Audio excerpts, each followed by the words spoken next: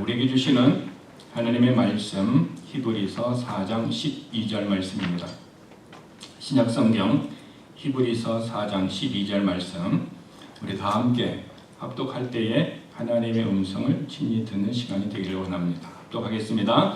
하나님의 말씀은 살아있고 활력이 있어 자위의 날선 어떤 검보다도 예리하여 혼과 영과 윗 관절과 골수를 찔러 쪼개기까지 하며 또 마음의 생각과 뜻을 판단하나니. 아멘.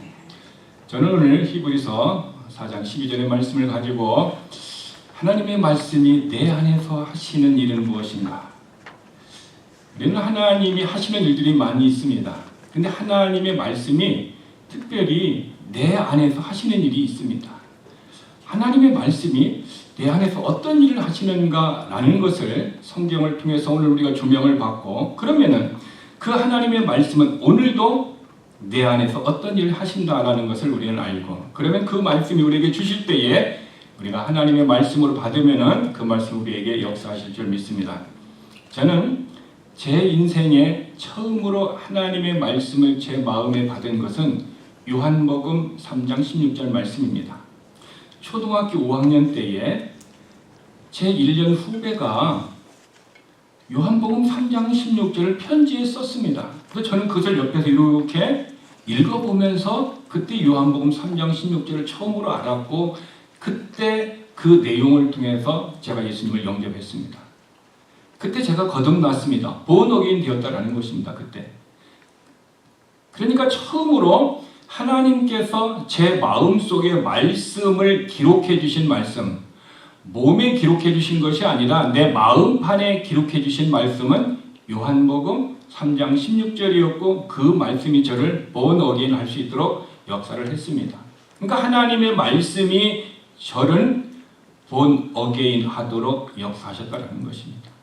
그러면은 여러분의 마음 속에는 하나님께서 여러분의 마음에 새겨진 그리스도의 편지는 어떤 말씀입니까? 어렸을 때부터, 아니면 커서 예수를 믿었다든가, 아니면 말씀을 들을 때, 아니면 공부를 할 때 여러분의 마음 속에 성경에 의하면 신비, 여러분의 마음의 비석에 하나님께서 기록해 놓으신 말씀이 무엇이냐고 저는 묻고 있습니다. 만약에 내 마음에 하나님의 말씀이 없으면 어떻게 될까요?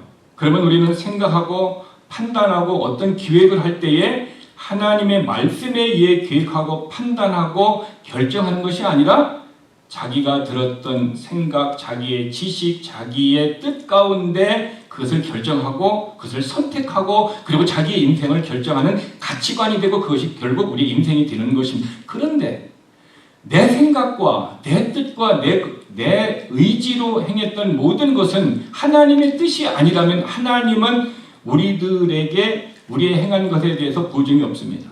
그러나 하나님의 말씀을 붙들고 행하고 말씀을 붙들고 살았던 부분에 대해서는 약속하신 하나님, 약속을 지키시는 하나님이시기 때문에 반드시 그 뜻과 그 계획이 이루어 주시도록 역사하시는 것입니다. 그러므로 여러분의 마음속에 있는 하나님의 말씀이 무엇인가?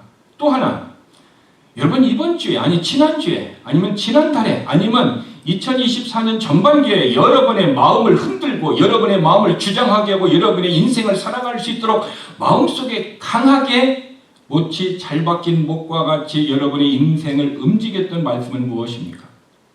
어떤 긴 문장이 아니어도 좋습니다. 아니면 성경의 어떤 한 센텐스, 한 단어가 여러분의 인생을 붙들고 있었던 말씀이 있다면 무엇입니까? 저는 전반기 동안에 솔로몬의 기도, understanding heart, 깨닫는 마음을 달라고 저는 하루에 몇 번씩 6개월, 아니 더 이전에도 몇 년씩 저는 기도하고 있습니다. 하나님의 말씀을 깨닫는 마음을 주세요. 말씀을 깨달아야 깨달아진 말씀이 되게 믿음이 되고, 이 understanding heart가 되었던 그 마음이, 그 말씀이 제 인생에 힘이 되고 능력이 되고 축복이 되는 것을 저는 믿기 때문인 것입니다. 그러므로 하나님은 일하시는 하나님이신데 누구를 통하여 일하십니까? 성령님을 통하여 일하십니다. 하나님은 일하시는 하나님이십니다. 하나님은 역사하시는 하나님입니다. 무엇을 통하여 일하십니까? 말씀을 통하여 일하십니다. 아브라함이 본토 친척 아비집을 떠날 때에 자기의 계획, 자기의 비전이 아니라 하나님의 말씀을 듣고 떠났습니다. 모세가 애굽으로 이집트로 갈 때에 그냥 간 것이 아니라 내가 리더가 되겠다가 간 것이 아니라 하나님의 말씀을 듣고 그 말씀이 그의 인생을 인도했고 그는 위대한 리더가 되었습니다.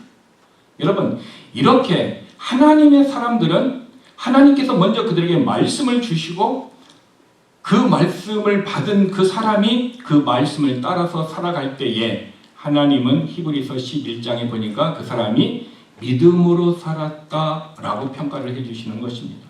즉 믿음으로 산다라는 것은 하나님의 말씀을 받고 받은 말씀대로 살았던 사람들, 이 사람들 믿음으로 살았다 얘기하는 것입니다. 그러면은 우리가 하나님의 말씀을 받지 않으면 깨달을 수도 없고 또 깨닫지도 못하면 우리는 말씀을 대로 살 수 없고 오직 무엇으로 살까요? 내 생각, 내 지식, 내 계획, 나의 비전에 의해서 살아가는 것입니다. 그것은 그 사람의 인생은 하나님이 보증해 주시지 않습니다. 그러므로 하나님이 보증해 주는 인생, 하나님이 보증해 주시는 그런 교회, 하나님이 보증해 주시는 그런 가정은 하나님의 말씀대로 살아갈 때 하나님이 책임지시고 축복해 주시고 역사해 주시고 인도해 주신다라는 사실을 우리는 이미 썬데이 스쿨, 주일학교 때 우리는 다 배웠습니다. 문제는 내가 배운 대로 살지 못하고 있다는 것은 에베소서 4장 13절의 말씀과 같이 아는 것과 믿는 것은 유니티, 연합되어서 하나라고 했는데 아는 것과 믿는 것이 하나가 되지 못했기 때문에 믿지도 못하고 알지도 못하고 아는 것을 믿지도 못하고 믿는 것을 알지도 못하는 이런 오류 속에서 방황하면서 사는 사람인 것입니다. 이렇게 하나님의 말씀은 우리들에게서 역사합니다. 여러분들이 어떤 사람이 코란을 읽으면서 그 사람의 마음이 상했다라는 사람 들어본 적 있어요? 어떤 사람이 불경을 읽으면서 내가 마음이 상해갖고 어찌할꼬 하면서 울었다라는 사람을 본 사람이 있습니까? 아니면 여러분들이 어떤 소설책을 읽으면서 마음이 상해가지고 내가 어떻게 했으면 좋겠습니까 하면서 회개하는 사람을 보았습니까? 다른 책들은 우리의 마음을 상하게 하지 않습니다. 그러나 하나님의 말씀, 성경책은 우리의 마음을 상하게 하고 있다는 것입니다. 왜 그럴까요? 말씀의 능력이 있기 때문인 것입니다. 그래서 성경은 지금도 전 세계에서 어느 곳에서는 어떻게 합니까? 금지된 책이에요. 성경을 소유했다는 것만으로도 죽음을 당할 수 있는 나라들이 있음을 우리는 알고 있다는 것입니다. 이렇게 하나님의 말씀은 권능이 있습니다. 얼만큼 권능이 있습니까? 하나님께서는 예수님께서는 제자들에게 그들에게 마귀를 쫓는 권능을 주셨습니다. 또한 하나님은 오늘 우리들에게 믿는 자들에게 어떤 권능을 주셨어요? 구원에 이룰 수 있는 권능을 주셨습니다. 그래서 고린도후서 4장 7절에 보니까 우리가 그 보배를 질그릇에 가졌으니 이는 심히 큰 능력은 하나님께 있고 우리에게 있지 않다. 하나님의 큰 능력이 하나님께 있지 우리에게 있지 않다라고 얘기하고 있습니다. 그러면 하나님의 말씀의 권능은 외적으로 나타나는 권능이 있습니다. 그 권능은 어떻게 합니까? 마태복음 9장 6절에 보니까 죄들을 사하여 주시는 권능이 있습니다. 우리의 죄를 용서받을 수 있는 것은 오직 예수의 피, 오직 예수의 이름만 우리의 죄를 사함을 받을 수 있습니다. 또한 말씀의 권능이 있습니다. 그 권능이 어떤 말씀이 있습니까? 부정한 영들과 또 그 부정한 영들을 내어 쫓고 또한 질병을 치유하는 권능이 하나님의 말씀에 있습니다. 여러분들이 직접 경험한 분도 있겠지만은 우리는 간증을 통하여 듣습니다. 어떤 분이 성경을 읽다가 갑자기 그 말씀이 자기의 마음속에 들어와서 자기 인생을 변화시키고 때로는 어떤 분의 간증은 자기 안에 있는 암도 치료되었다는 이 간증을 하는 것을 들을 때에 말씀이 그 권능이 그 사람 안에서 역사하고 있다라는 것을 우리는 알 수 있는 것입니다. 또한 히브리서 1장 3절에 보니까 예수님은 예수님의 자신의 권능인 말씀으로 세상의 모든 것을 붙들고 있다라고 말씀하셨습니다.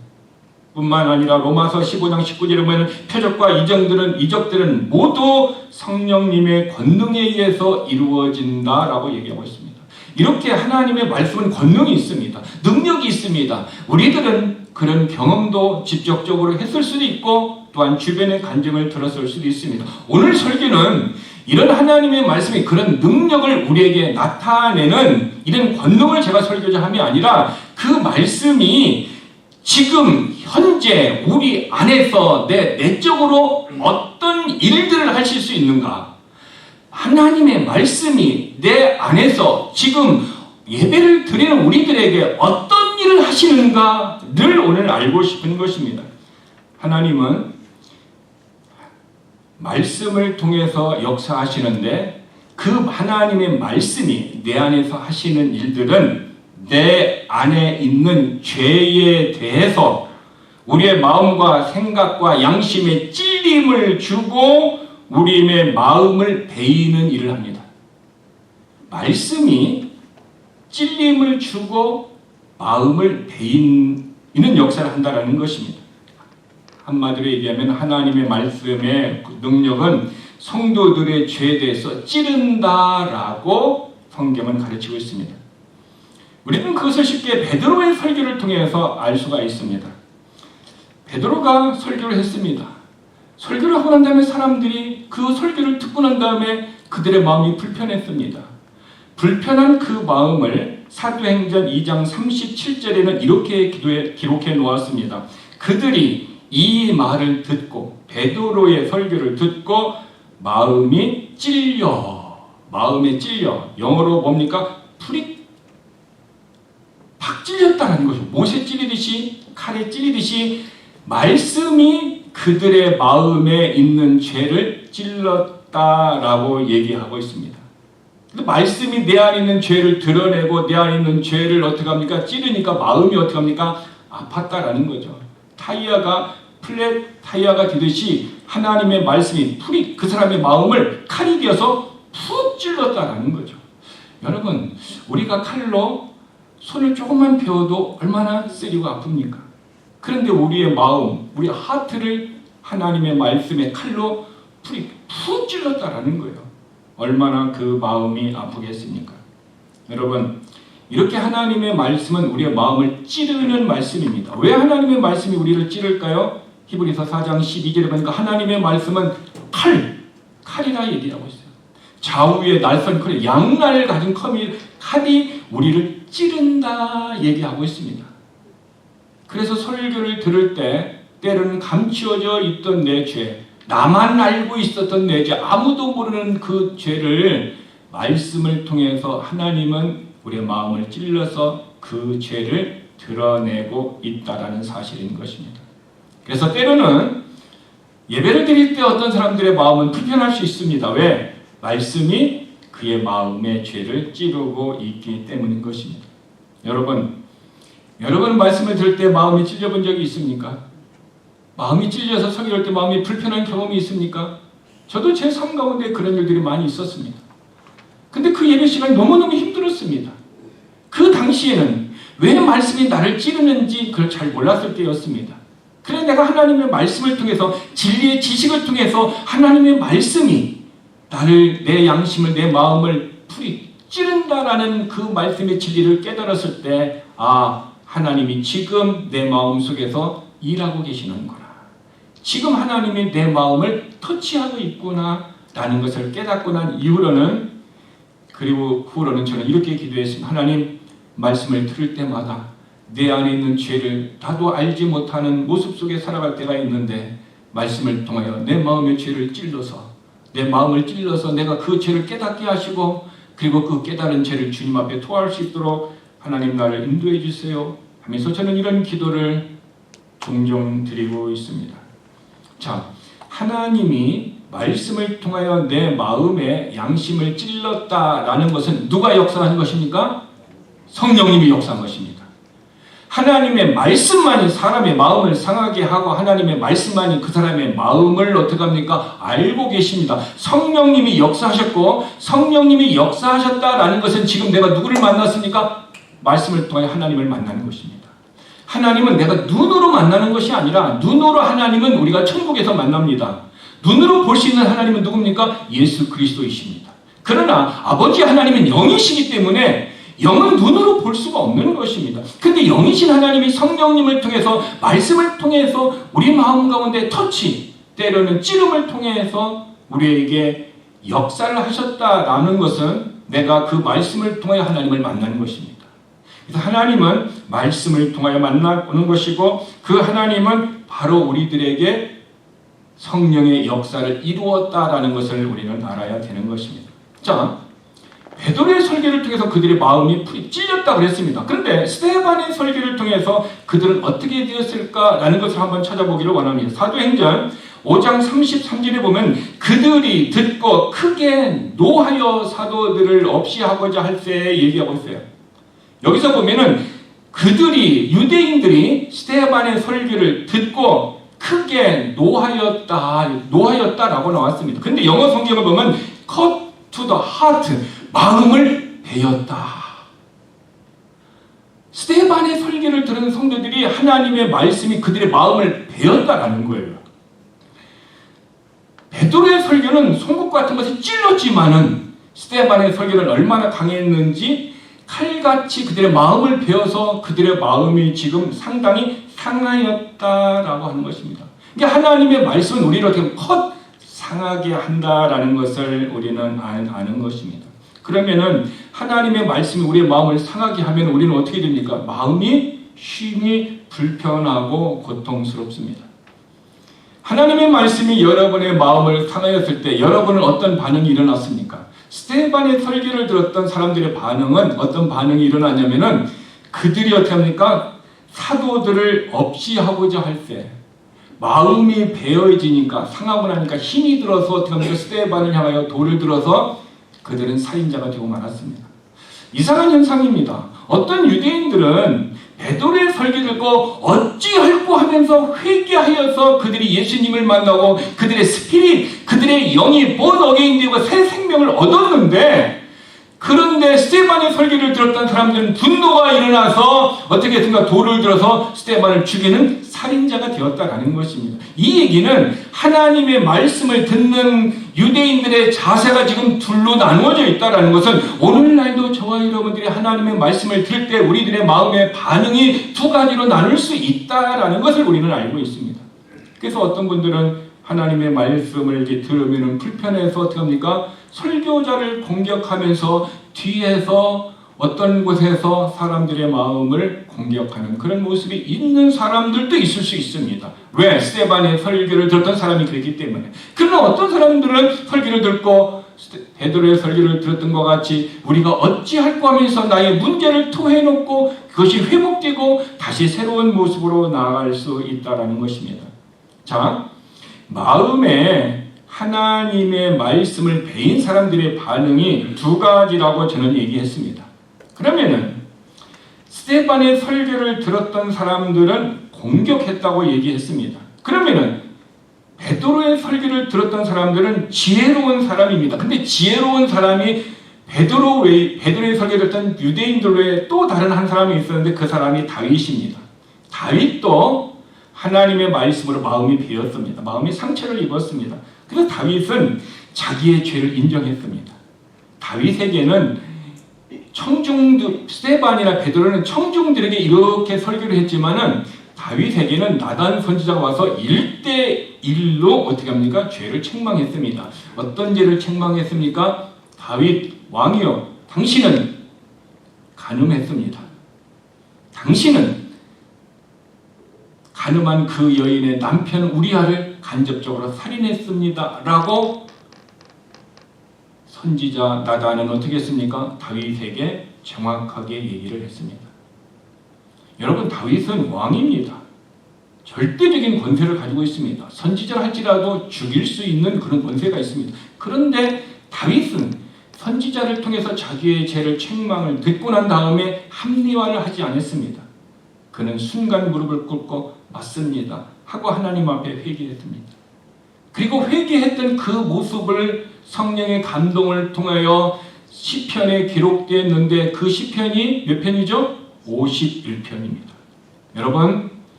여러분이 회개하고 난 다음에 시편 51편을 기록했던 다윗의 같은 심정으로 살고 싶다면 51편을 여러분이 읽어보시길 바랍니다. 그런데 다윗은 시편 51편 10절에 이렇게 얘기합니다.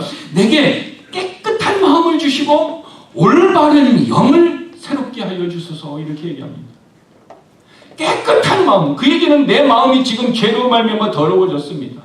지금 내 영이 정직하지 못하고 올바르지 못하고 삐뚤어져 있습니다라는 것을 고백하고 난 다음에 하나님 앞에 내 영을 올바르게 해주고 내 마음을 깨끗하게 해달라고 기도하고 있습니다. 이 얘기는 지금 다윗이 자기가 진 죄를 어떻게 합니까? 인정하고 고백하고 치료를 요구하고 있다는 것입니다. 이것이 저와 여러분이 바로 하나님의 말씀이 우리에게 찌르고 또 우리의 마음을 컷했을 때 해야 할 일이라는 것을 우리에게 가르쳐주고 있는 것입니다. 그런데 때로는 성도들 보면은 하나님의 말씀으로 인하여서 시험을 당해서 넘어지는 사람들이 있습니다. 중요합니다. 사람을 통해서 시험을 당하는 것도 아니고 이민 생활을 하면서 환경이 힘들고 이민사에서 어떤 인종차별 때문에 힘들고 어려운 시험이 아니라 하나님의 말씀을 통해서 시험이 왔다라는 것입니다. 여러분이 그것이 있었습니까? 하나님의 말씀을 통해서 시험이 올 수 있을까요? 누가복음 8장에 보면은 그런 성도를 우리에게 가르쳐주고 있습니다. 누가복음 8장에 보면은 어떤 사람의 마음이 있는데 그 마음의 밭을 돌밭이라 해. 돌밭. 그냥 쉽게 얘기하면 우리 마음에 뭐가 많다? 돌이 많다는, 돌장에 돌이 많이 있다라는 거죠.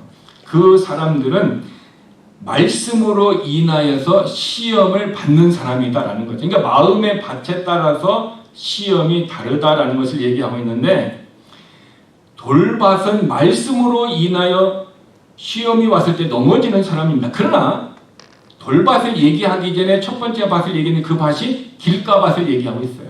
근데 길가밭을 얘기할 때는 하나님이 이렇게 얘기했습니다. 길가의 밭은 그가 하나님의 말씀을 들었는데 마귀가 즉시 그 마음에 있는 말씀을 빼앗아 간다라는 거예요. 굉장히 위험하고 중요한 메시지입니다. 저와 여러분이 우리의 마음이 길가밭이 되면은 하나님의 말씀을 지금 듣고 있어요. 저도 듣고 여러분도 듣고 있는데, 근데 듣는데 내 마음에 있는 말씀을 즉시 마귀가 빼앗아 간다라는 거예요. 저는 이 사실을 몰랐을 때는 늘 궁금했습니다. 하나님, 제가 초등학교 5학년 때 번호기를 하고 주일 예배를 꾸준히 참석하고 오랜 시간을 예배를 드렸는데 왜 나는 믿음이 성장하지 않는 겁니까? 왜 하나님 나는 죄를 이길 수 없을 정도로 어떤 때는 연약한 모습이 있습니까? 저는 제 자신에 대해서 실망을 했고 제 자신에 대해서 늘 궁금한 것이 있었습니다. 왜 나는 예수님처럼 될 수 없습니까? 왜 나는 신실한 그 장로님처럼 될 수 없습니까? 라고 늘 제 마음속에 궁금함이 있었습니다. 근데 이 말씀을 통해 깨달은 것이, 내가 믿음이 성숙하지 못한 이유는 내 마음의 밭이 길가의 밭이었기 때문에 주일의 말씀을 들었는데 마귀가 즉시 내 마음의 말씀을 마음에서 도둑질해가고 빼앗아 가는 것을 저는 몰랐다라는 거예요.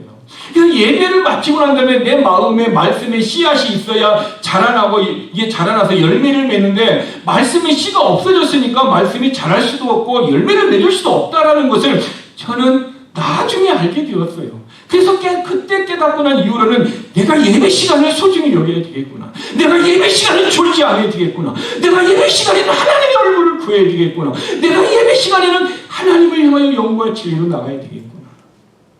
이런 결심을 하고 그렇게 마음을 먹고 저는 예배자의 모습으로 하나님 앞에 나오기 시작을 했습니다.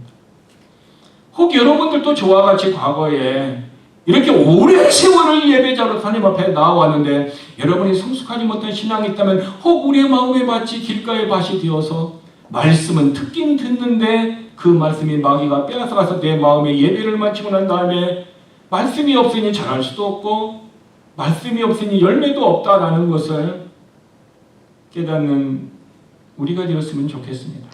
그런데 길가밭에 돌밭이 있다고 했습니다. 이 돌밭은 하나님의 말씀을 들을 때는 기쁨으로 받는다 얘기하고 있어요. 기쁨으로 받는다. 그러니까 말씀을 들을 때 맞아. 그래. 나를 향하여 얘기하는 것 같아. 소망이 있어. 내가 힘을 내야지. 이렇게 기쁨으로 받을 수 있다는 것입니다. 그런데 문제는 그 말씀에 듣고 난 다음에 자기 마음속에 뿌리를 깊게 내리지 못한다는 거예요. 말씀에 뿌리를 내리지 못하기 때문에 문제가 생기는 거예요. 제가 올 봄에 메가마트에 가서 오이 종자를 2개를 사다가 심었습니다. 근데 이것이 이렇게 조금씩 자라더니 이 정도 자랐어요. 근데 오이가 이 정도 달려서 더 이상 자라지도 않는 거예요. 꽃도 안 피고 오이도 안 열리고 아무것도 아무리 물을 줘도 안 되는 거예요. 내가 농사를 잘못 짓고 있구나. 근데 나중에 깨달은 것이 왜 그럴까요? 왜? 다른 사람의 집은 오이가 열렸다고 목사님 먹으세요 오이 2개를 따갖고 줘서 먹었는데 왜 내 밭에서는 왜 우리 집은 오이가 안 나는 겁니까? 왜?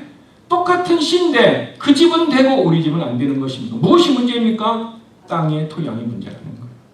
땅의 토양이 지금 문제가 있는 거예요. 다시 쉽게 얘기하면 우리의 마음의 밭에 토양이 문제가 있으면은 어떻게 합니까? 말씀이 뿌리를 내리지 못해. 왜? 돌밭이기 때문에 마음에 돌만 있으니까 뿌리가 어떻게 해요? 좋은 땅에 뿌려져가 깊이 뿌리를 내리는데 뿌리를 내릴 수가 없어요. 왜? 내 마음이 너무 돌밭이기 때문에.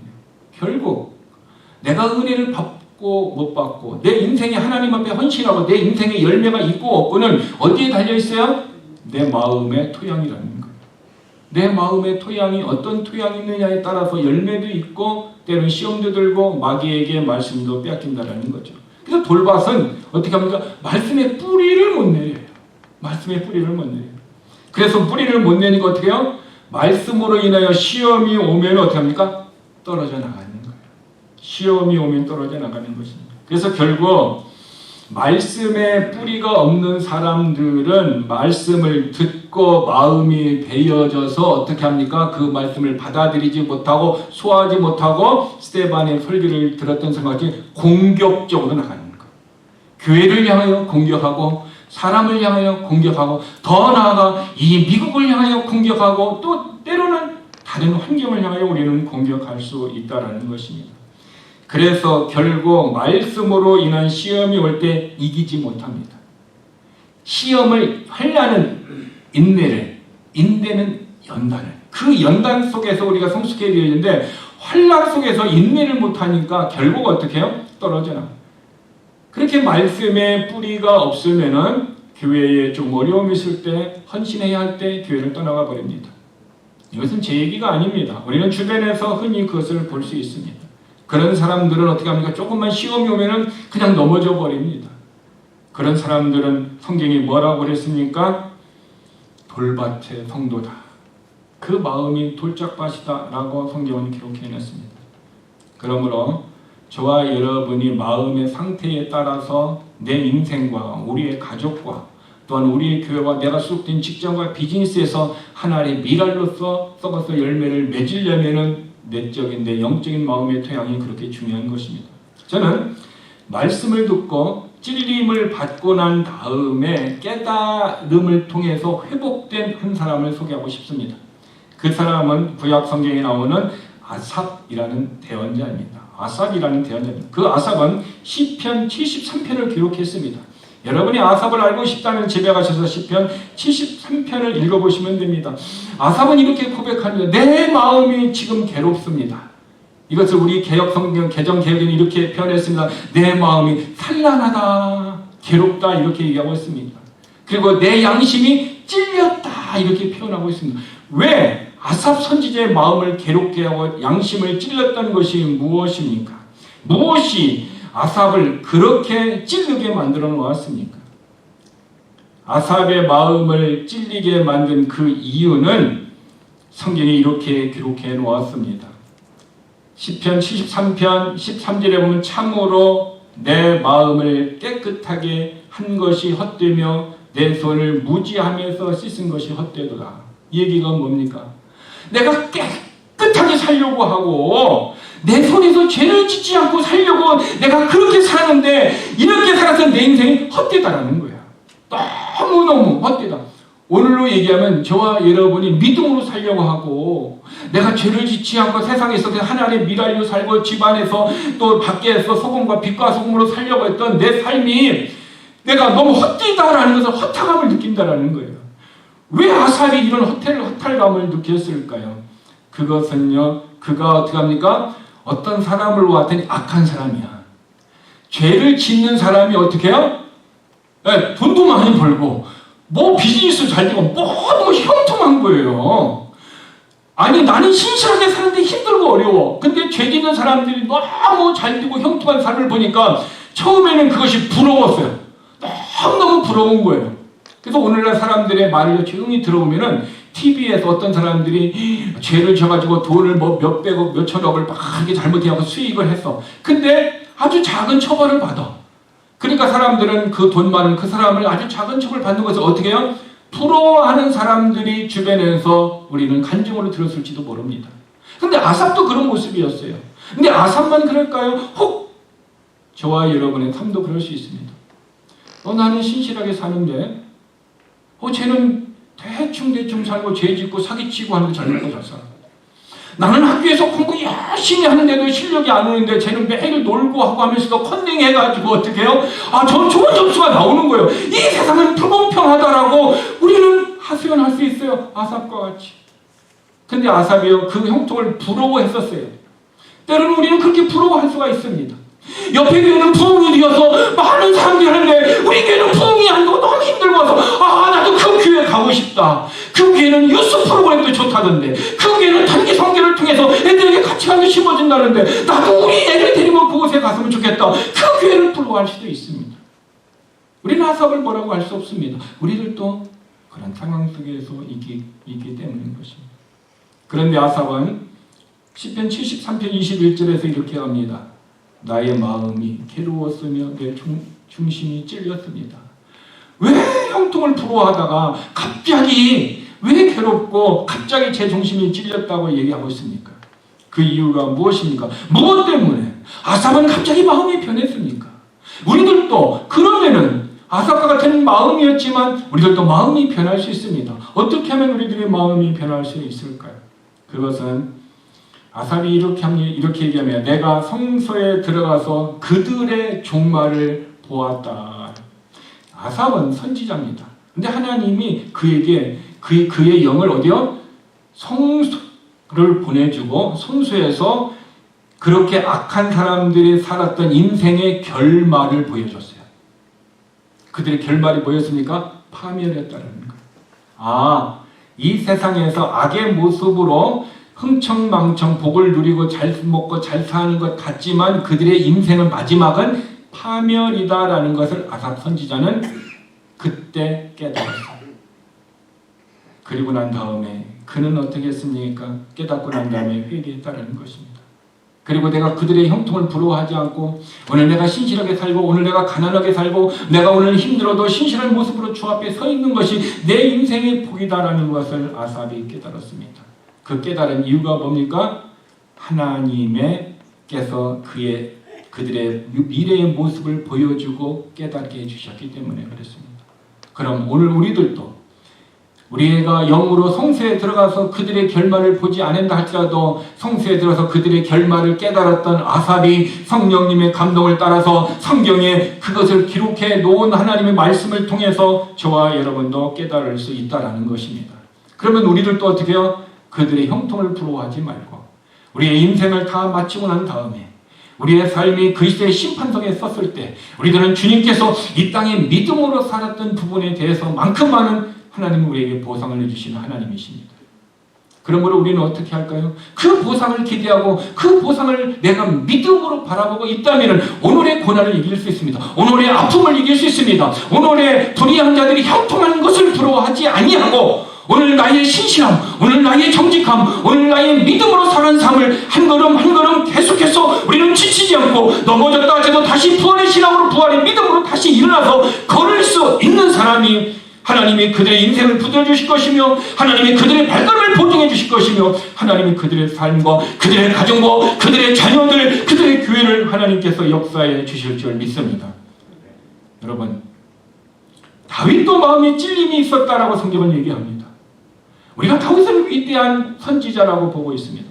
근데 어떤 이유에서인지 모르고 무엇 때문에 그런지 모르지만은 다윗이 마음에 찔리는 것이 있었습니다. 그것이 사무엘하 24장 10절에 보니까 다윗이 백성을 조사한 후에 그의 마음이 자책한 것이 뭐야?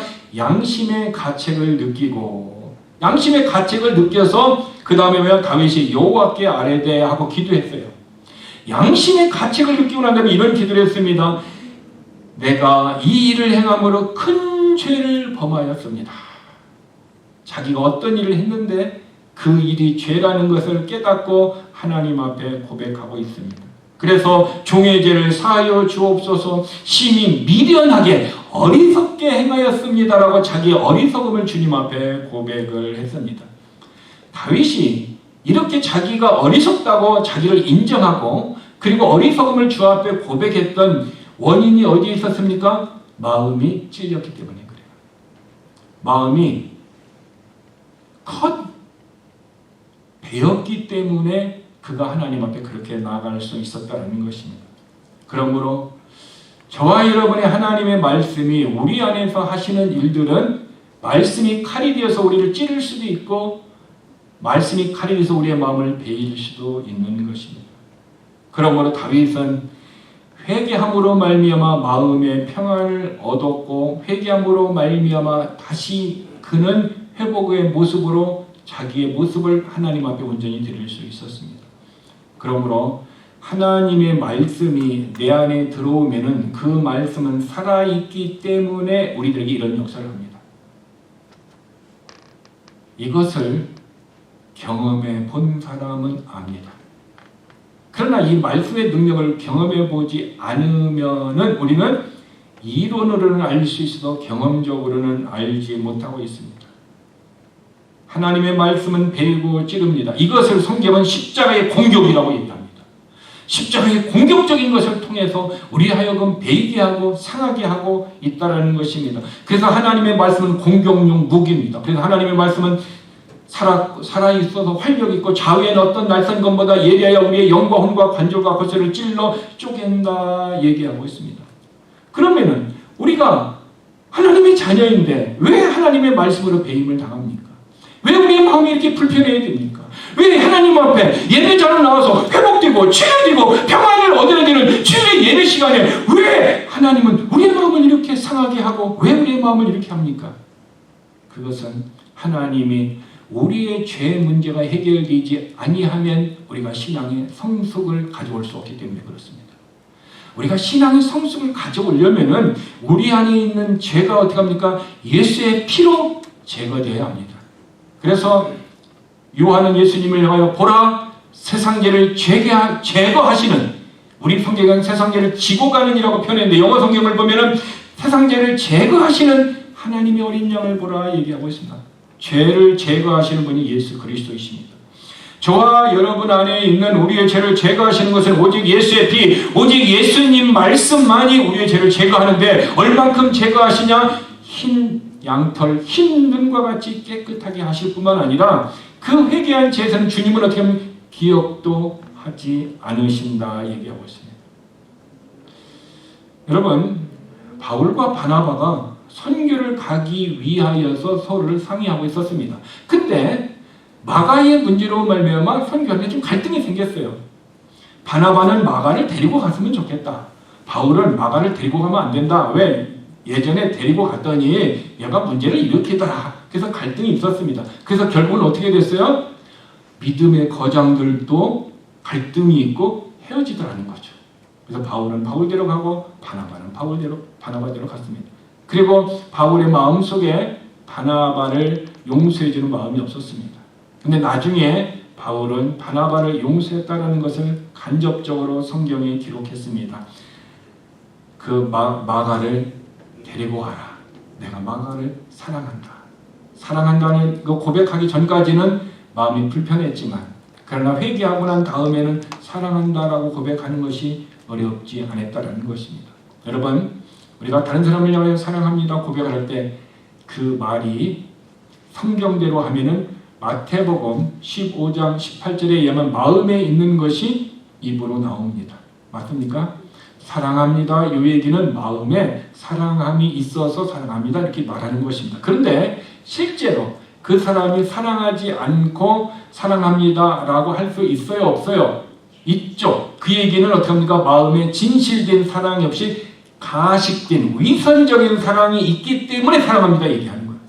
똑같은 사랑하지만 신실한 사랑이 있는 사람은 신실한 사랑의 고백을 하지만 위선적이고 가식적인 사랑이 있는 사람은 위선적인 가식적인 말이 나오는 것입니다. 그러므로 우리가 사람의 말을 듣고 그 말이 진실인지 아닌지 우리는 구분하기가 때로는 혼돈이 될 때가 있습니다. 왜냐하면 그 말에 거짓말도 있기 때문인 것입니다. 그러나 바울의 문제에서 이 문제는 어떻게 합니까? 회개하고 난 다음에 사랑한다 이 말은 어떻게 합니까? 진짜 마음속에서 사랑하는 마음이 다시 회복되었다는 것입니다. 그러므로 저와 여러분이 하나님의 말씀이 내 안에서 역사하시는 것은 죄에 대해서 우리의 마음과 우리의 생각과 우리의 양심을 어떻게 합니까? 책망한다라는 사실을 알아야 됩니다. 왜 책망합니까? 그것을 깨닫고 회개하기 위해서입니다. 왜 하나님은 우리에게 회개를 요구하십니까? 왜 하나님은 우리에게 회개를 요구하십니까? 회개를 통해서 우리가 성숙할 수 있습니다. 내적인 성숙이, 신앙의 성숙이는 어린아이가, 우리 교회도 어린아이가 지금 3명이 왔어요. 이 어린아이들이 어떻게 가면서 어때요? 시간 지나면서 기도 잘합니다. 지혜도 잘해야 됩니다. 믿음도 잘해야 됩니다. 그래서 부모님들은 자녀를 위해서 기도할 때 기도 커지게 해주세요. 믿음도 커지게 해주세요. 지혜도 커지게 해주세요. 이렇게 기도해요. 왜? 예수님이 잘하실 때 어떻게 지혜도 잘하고 믿음도 잘하고 성숙했다라고 기록해 놓았기 때문에 그렇습니다. 이런 성경적인 기도를 부모가 할 때 어릴 때부터 그런 기도를 받았던 아이들은 어떻게 해요? 기도 잘하면서 지혜도 잘하고 믿음도 잘하는 것이 결국 하나님이 그 일을 행하셨지만은 누가 부모님의 기도를 통해서 나의 나된 모습이 있었다라고 하나님 앞에 간증할 수 있습니다. 그래서 부모님은 자녀들에게 마땅히 행할 것을 어렸을 적에 가르치라. 그리하면 나이가 들어서도 떠나지 아니하리라. 어려서부터 주일 예배를 가르치고 어려서부터 가정 예배를 가르치고 어려서부터 말씀 있는 것을 가르칠 때에 그것을 하면은 나중에 그 말씀이 그 안에서 활력이 있어 살아있어서 역사를 하는 거예요. 말씀이 그들의 위기가 있을 때 그 위기를 이겨낼 수 있는 지혜를 주는 거예요. 그들이 고난 가운데 있을 때 말씀이 그들 안에서 살아있어서 그들에게 용기를 주시고 다시 부활의 믿음으로 일어나서 그들의 인생에 하나님을 겨냥할 수 있습니다. 이것은 어린아이뿐만 아니라 우리들도 마찬가지인 거예요. 그 말씀을 붙들고 있을 때 이 말씀이 우리 인생을 책임진다라는 살아있는 이 말씀을 붙들고 있을 때 그 말씀이 우리를 책임져 주시는 것입니다. 그래서 그 말씀이 우리가 회개를 요구한다는 것은 우리의 신앙의 성숙을 위한 것입니다. 그러나 신앙의 성숙을 가져오는 한계를 저는 여러분에게 소개하겠습니다. 그것은 시편 66편 18절의 말씀입니다. 시편 66편 18절에 하나님은 마음속으로 불법에 관심을 두면 하나님께서 내가 너의 말을 듣지 않는다라는 거예요. 쉽게 얘기합니다. 우리의 마음속에 회개하지 않고 계속 불법을 그 죄 마음을 품고 있으면 하나님이 어떻게 한다? 내 기도를 듣는다 안 듣는다? 안 듣는다라는 거예요. 여러분 굉장히 중요한 겁니다. 오늘 여러분들이 교회에 와서 하나님께 감사의 기도를 드려야 합니다. 그런데 또 중요한 것은 한 주간 동안 내 마음에 불편했던 아내와의 관계, 남편과의 관계, 자녀와의 관계, 인간관계 그런 관계 모습이 있었다면 그 모든 것을 어떻게 해요? 주님 앞에 회개하라는 거예요. 회개하지 않으면 어떻게 해요? 너의 기도를 듣지 않는다라는 거예요. 그러면 기도를 응답해 주시지 않는 것이 아니라 내 기도를 듣지 않는데요. 그래서 이사야 59장 1, 2절에 보면은 내가 기가 둔하여 너희의 기도를 듣지 아니함도 아니고 내가 손이 짧아서 너를 구원치 못함도 아니고 너의 죄가 내 얼굴을 가리웠다.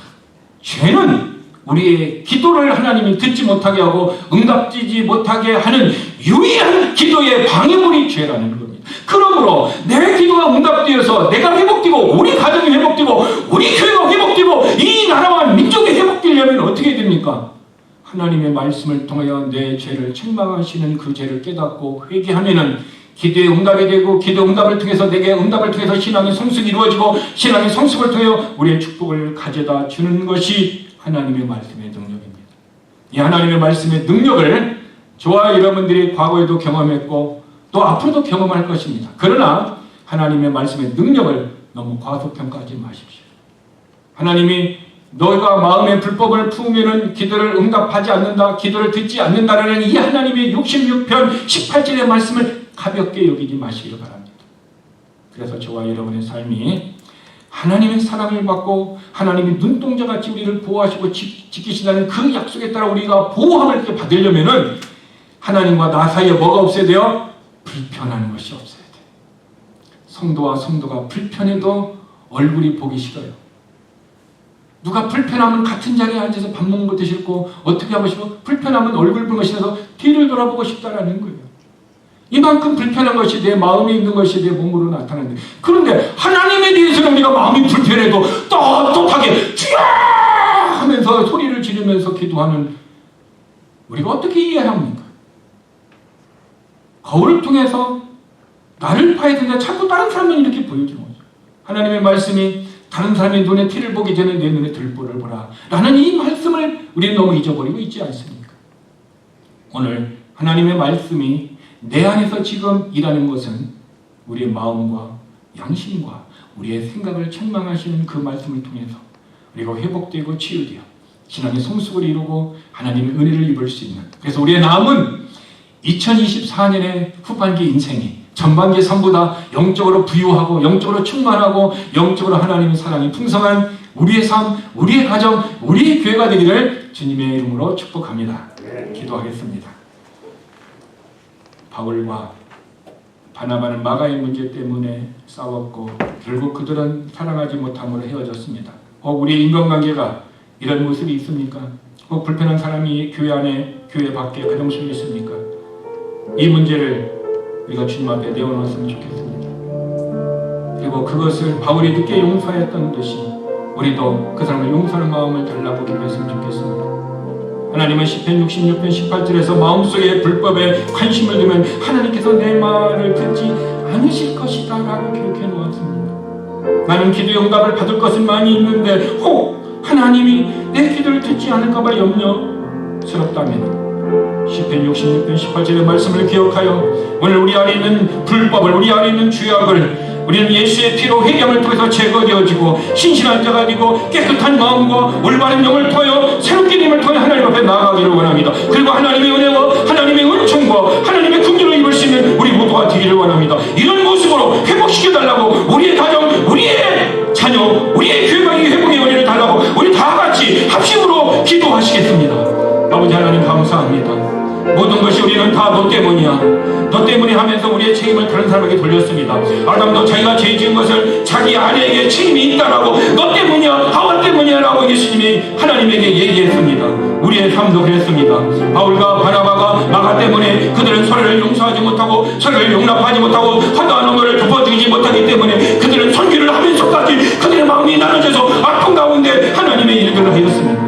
그러나 그들도 나중에 깨달아서 바울이 늦게나마 용서를 하였고, 그리고 그가 신앙이 성숙하여서 마가를 사랑한다, 그를 보고 싶다라고 변화된 마음을 표현하였던, 우리 마음속에 마가와 같이 불편한 사람이 있습니까? 바나바와 바울과 같은 이런 인간관계에 있습니까? 다 너 때문이야 하면서 우리의 마음속에 어려움이 있습니까? 아버지 하나님, 이런 불편한 우리의 마음을 오늘 하나님 앞에 고백하오니 하나님의 말씀이 내 안에서 책망으로 다가와서 우리의 마음에 불편한 것을 드러내실 때에 우리가 하나님 앞에 고백하오니 마음의 불법을, 마음의 어떤 죄악들을 고백하오니 주여 예수의 피로 우리의 죄를 제거하여 주옵소서. 우리의 죄를 제거하여 주시되 양털보다도 깨끗하게 흰눈보다도 더 이게 우리를 깨끗게 하여 주시고 다시는 기억지 아니하시는 하나님의 약속의 말씀 따라 하나님이 용서해 주셨던 우리도 용서해 주시고 우리도 용서함을 받아서 서로를 용서하며 사랑은 허다한 허물을 죄악들을 덮는다 하였사오니 우리의 주변의 사람들의 죄악들을 덮어줄 수 있는 그런 체러티가, 그런 사랑이 우리 안에 넘치도록, 우리 교회에 넘치도록 하나님도 오시고 역사하여 주시옵기를 원합니다.